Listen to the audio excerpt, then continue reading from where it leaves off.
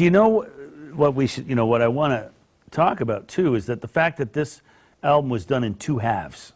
Yeah. Like we did the first half of this record, how long ago? A year and a half. That was a year and a half. That was late 18 into winter, spring 19. And you got sick. And yes. You got sick and we had to pause for a little bit. You went to LA, but you came back, you got sick. Right. And then it paused it kind of, and so then we finished the first half of the record. And then the record company found a little bit more dough. Yeah.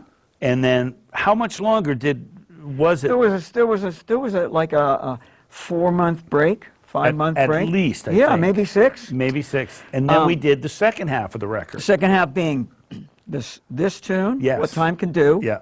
Hallelujah. Yeah. The Boys song. Money Love. Money Love and Who Will the Next Fool Be? That's right. So this tune, to me.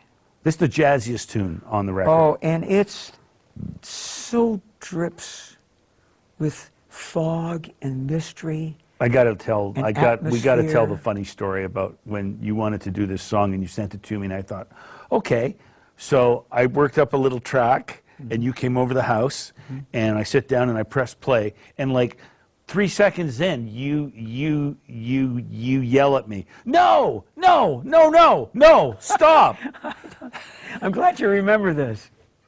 I programmed it like, it sounded to me like a Stevie Wonder vibe. Yeah. So I had funky drums. Yeah, yeah. Like boom, boom, boom, boom, Yeah. and you just went, no, stop. So I got that one wrong at the start. And then you told me what you were after. You were after a super intimate jazz tune. Folks, this guy only bats 99.44%. I do it with gusto, you know. It's like, check this out, you know. Yeah, the atmosphere. Yeah. And it's a really, really well-written song. Oh. You wrote it with? Danny Ironstone. Right. Well, the lyricist, the original lyricist, is a man named Oscar Saul, who at 90 years old was writing these kinds of lyrics. Wow. And it's a far-out lyric. He is so retrospective, introspective, and that it took me a while to understand where the lyric was coming from. And it's so rewarding because it wasn't just a, oh yeah, I got it.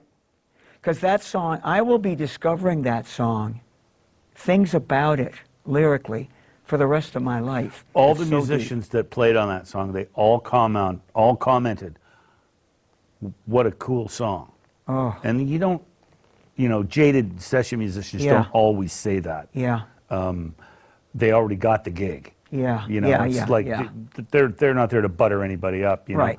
But everybody said, wow, cool gig. And the beautiful trumpet on that was played by William Sperandei. He just, played that, that muted trumpet. Really beautiful. Yeah. He really caught that, the fog. Yeah. The middle of the night. Yeah. The introspection. Yeah.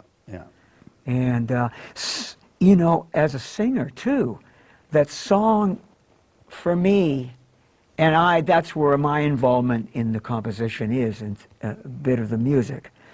I have to give the major credit to Danny Ironstone, who was a friend and cohort and partner of mine in musical things in LA. Yeah. And this neighbor of his, this old man, Oscar Saul. But that song, also as a singer, will challenge me. It's not a torch song. It's not a big, loud, it's not a big passion climax song. No.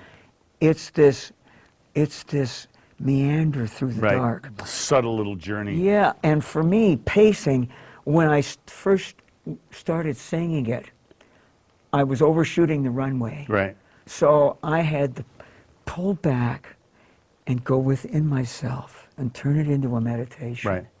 And it's so rewarding. It's such a break from so much of where I naturally go because of my gospel thing, Sure. Beautiful song. Yeah.